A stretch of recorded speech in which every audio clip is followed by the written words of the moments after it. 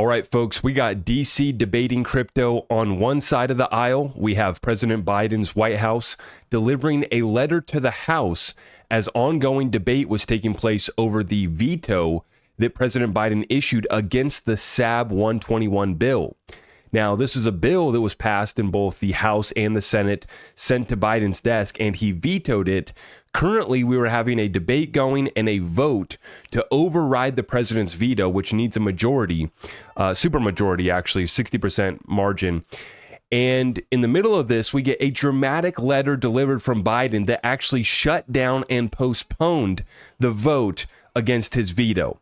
On the other side of the aisle or spectrum or reality here that we're witnessing in DC, we have Brad Garlinghouse being called up with Ro Khanna for a White House roundtable discussion, including some of the largest players in the cryptocurrency space, billionaire investor Mark Cuban and others. And so on one side, we have, those reaching out in Congress, Representative Ro Khanna, reaching out to the likes of Brad Garlinghouse and other leaders within the digital asset space. While on the flip side, we're shutting down the veto vote with President Biden issuing a dramatic letter during today's discussion. So without further ado, folks, let's get right on into it. A lot taking place in DC. Before I get into that, I want to share a couple data points on the world stage. NATO officially announces it will send F-16 fighter jets to Ukraine for its war against Russia. Here's the problem. Russian President Putin previously said the F-16 fighter jets are legitimate targets for Moscow, even on third country airfields. Putin also said if NATO sends F-16 fighter jets to Ukraine, it is an escalation of Russian rhetoric that could potentially lead to a war. Is NATO now at war with Russia? Now, we've been talking about this multi-dimensional battlefield that we're now, observing when it comes to this war that is definitely already underway, a currency commodity being met face to face in a kinetic war being fought on the battlefield. But then we're also seeing moves still being made here by NATO to fund Ukraine, to fuel up Ukraine, and to arm Ukraine against Russia. And this is only going to escalate this situation. We're going to continue to watch it. The second data point that I wanted to share with you is the United States is going to be deploying Tomahawk cruise missiles and other long-range weapon systems in Germany. Now, once again, I hate to be that guy. I am praying for peace. But something that we've noted, I talked about this with my good friend Andy Scheckman, is how many ounces of silver is used in each Tomahawk missile. How many ounces of silver are used in building out a nuclear power plant, right? How much silver is being used on an industrial scale to roll out the Green New Deal, to roll out all of the EVs, to accomplish our mission? So not only is silver being used in the war, which I hope it's not used, I hope that those Tomahawk cruise missiles come back home unused. I really do. But then on the green transition, the Green New Deal, we also have the silver being used. And this is what's been driving a shortage for the past 4 years on silver. 240 million ounces last year. I believe it was even a larger deficit the year before. But now 4 years running of a deficit of a strategic metal that we need, for all of this that's taking place right now between the war, the rollout of a new green economy. For better, for worse, like I said, I'm praying for peace, but you need these metals. And funny enough, the metals have started to show in the price action, reflecting that by silver reaching $30 right now, and with gold just shy of $2,400. Quick look at the market. Bitcoin's back down today to 57,600. It had gone up above 59,000 yesterday while I was streaming. Last night I did an hour and a half live show. Had a really good time with everybody going through the full update and taking some Q&A. But towards the end of the episode, after I'd already been live for about an hour and 20 minutes, I checked the charts and I was warning about Bitcoin making its next move down. And sure enough, Bitcoin's pumping to 59,000. And so last night, as I said, yeah, we'll see if we can hold this. We need to hold above 58, anywhere between 58 and 60. That's good to see us back above, but I don't think it's going to hold, and we need to watch for it to fall back down, the next move lower. And so that's what occurred today, back down to 57,600. We'll continue to watch that, but I need a clean break above 58, really a clean break above 60, and to hold 58 for a while before I'm going to get bullish or comfortable at these current price levels. In the meantime, we're preparing for prices to go lower, and prepare yourself accordingly for that move. Now, Federal Reserve Chair Powell just testified today in the House. Yesterday it was the Senate. Today he was in the House, and he says that he hasn't had a meeting or call with President Biden since 2022. At a time when we are facing looming recession, some would argue, I would argue that we're already in the middle of a jobs recession, inflation that's still not coming down to the 2% target, and a weakening economy reflected by the jobs numbers up to 4.1% employment. And yet the Biden White House hasn't even met, had a call, haven't even picked up the phone to call Jerome Powell and discuss how we can maneuver this crisis. No call. Instead, what are we getting from the White House? Everything's fine. You should feel warm and fuzzy inside when you think about the U.S. economy. Well, most of us are actually feeling like our stomach's empty because we're starving. We're losing jobs. Even if you got a job, even if you're a high income earner making six figures, you're still living paycheck to paycheck, right? None of us are feeling warm and fuzzy inside, right? And on the flip side, Mr. Biden doesn't want to meet or call with Fed Chair Jerome Powell, but he decides to send a letter in the middle of the House debating his veto of the SAB 121 bill. We get this dramatic letter delivered. Folks, check this out. The House vote to override President Biden's veto to repeal the SEC's anti-crypto rule, SAB 121, was postponed after a dramatic letter was sent from President Biden to the House. Representative Patrick McHenry responds, "We should not be doing business this way." I would agree.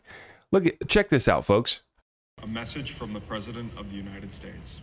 Mr. Speaker. Madam Secretary. I am directed by the President of the United States to deliver to the House of Representatives a message in writing.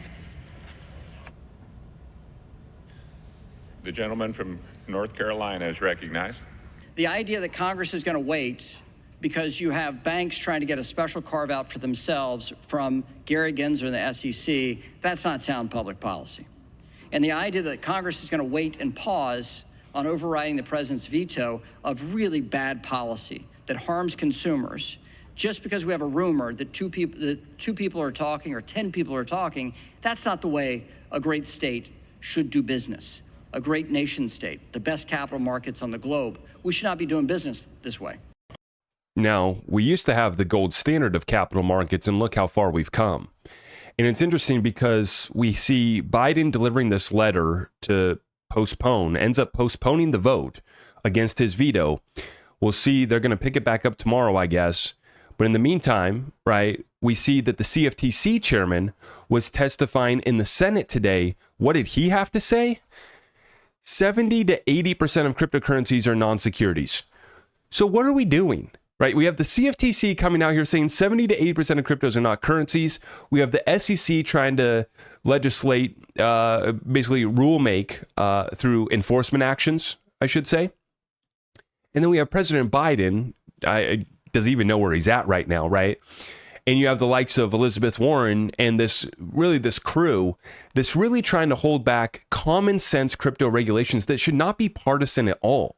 And this is what ticks me off so much as an American, is the issues that shouldn't be bipartisan have now become an issue where these sellouts that are supposed to be representing us, they put their foot in the door and they stop us from making any sort of progress when both sides of the aisle should be coming together over these issues.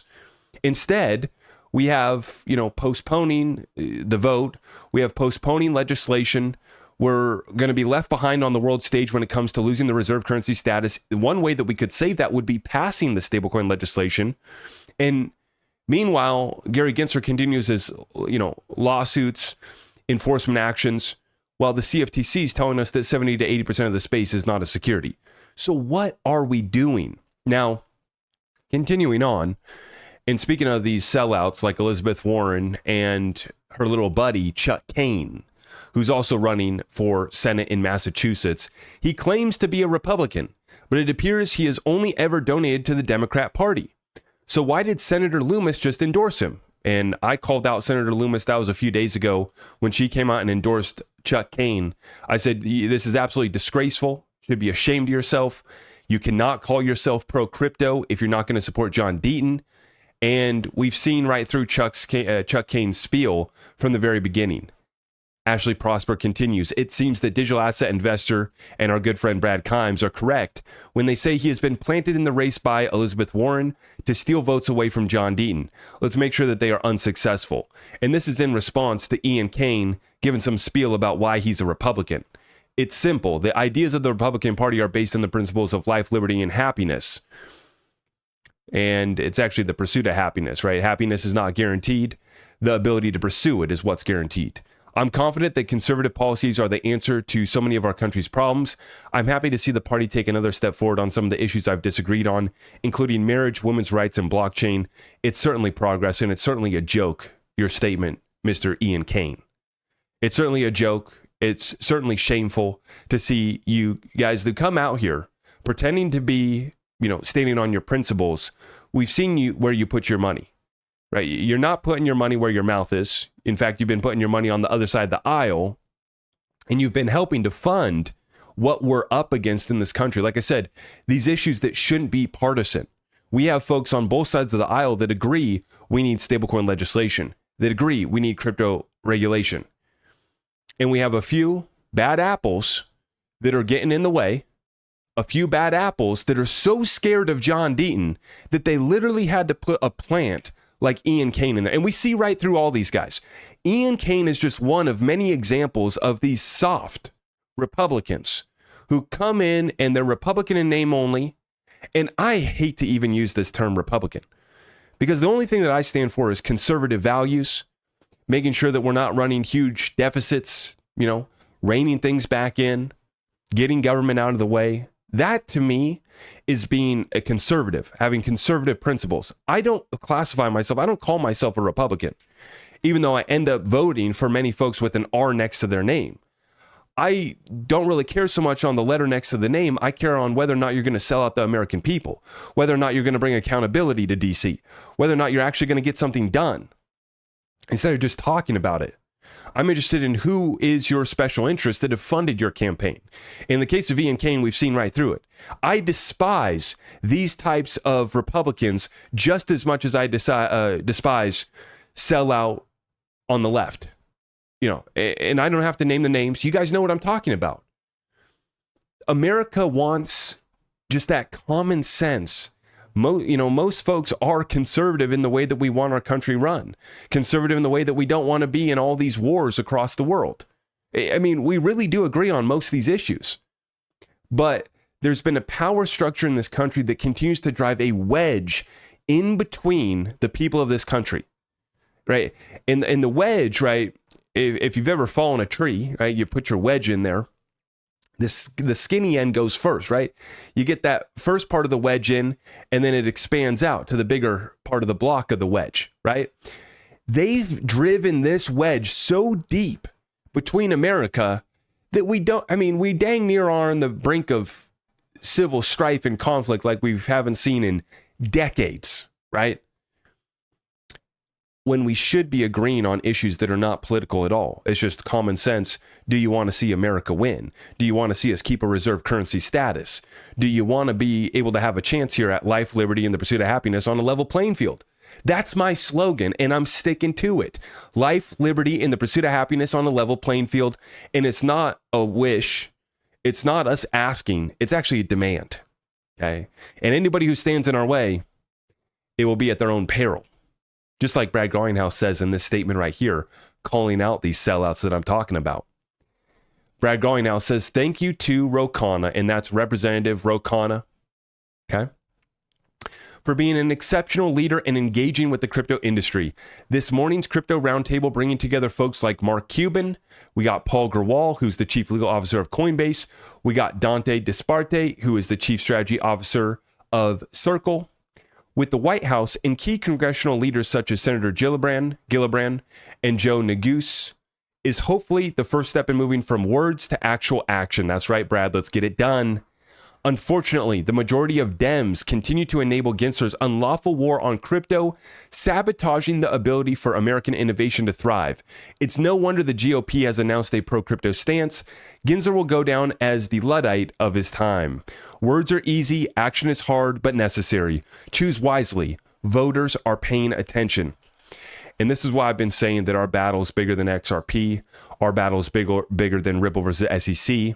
What's interesting about this conversation that just took place is you got Circle right next to Ripple. And we know that Ripple's launching their stablecoin too. Like I said, this is how you save our country's reserve currency status, is you get solid stablecoins issued by legitimate issuers who can expand the reach of US dollar derivatives, or in this case, stablecoins, right? By bringing them to around the world, right? And this is even what Tether's done. Now, Tether's not invited. Tether's nowhere to be seen.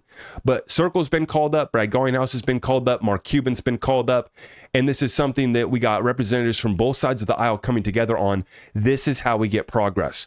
And please understand why I still remain so bullish. Even though I think the markets are coming down short term, between now and the election, I think that we get a broader correction. Even though I think that that's taking place, I am so bullish on this space because this is going to be a bipartisan issue that they come together on. They're going to pass stablecoin legislation. They're going to pass broader cryptocurrency regulation. And it's going to open up the floodgates of liquidity that have only started to trickle in. I talked about it on last night's live show. BlackRock's tokenized $500 million in their mutual fund. It's the largest tokenized mutual fund in existence. And that's a great achievement by BlackRock, but that's a drop in the bucket compared to the flood that is coming into this space. They're just beginning to step their toes in. They're getting their ducks in a row. This legislation is going to come through towards the end of this year. We might have to wait till next year. We might have to wait for a new Congress. We might have to wait for a new administration, but it is coming. It's going to be a massive pump. It's a wave of liquidity that we haven't seen come into this space yet. It's not the typical ebbs and flows of liquidity cycles. No, this is opening up whole new funds, whole new areas. And it comes through a lot of ETF adoption, but it also comes through real world utilities tapping into this technology, and that's cross-border payments. That's exactly what Ripple's been working on. That's exactly what Circle's been working on. And we're going to continue to see that growth into next year. So now, although we got a low in the market, stay tapped in, stay focused with me. Let me know in the comments down below what cryptocurrencies you're getting ready to buy during these opportunities. And I'm going to be reading those comments I'm interested to check out. I'm going to be researching some of those cryptos. So drop me some alpha in the comments down below. I appreciate all of you guys. If you appreciate our updates, please make sure that you like this video. You stop, take a moment to share it out far and wide. And if you're new here, make sure you subscribe, hit that notification bell so you stay tapped in with us. Everything else is at my website, zachrector.com, and I greatly appreciate all of you guys. God bless you all. I am your host, Zach Rector. I really appreciate all of the love and support. If you want to support the channel, just remember that you can start by smashing that thumbs up for me, sharing this content far and wide, and everything else is at my website.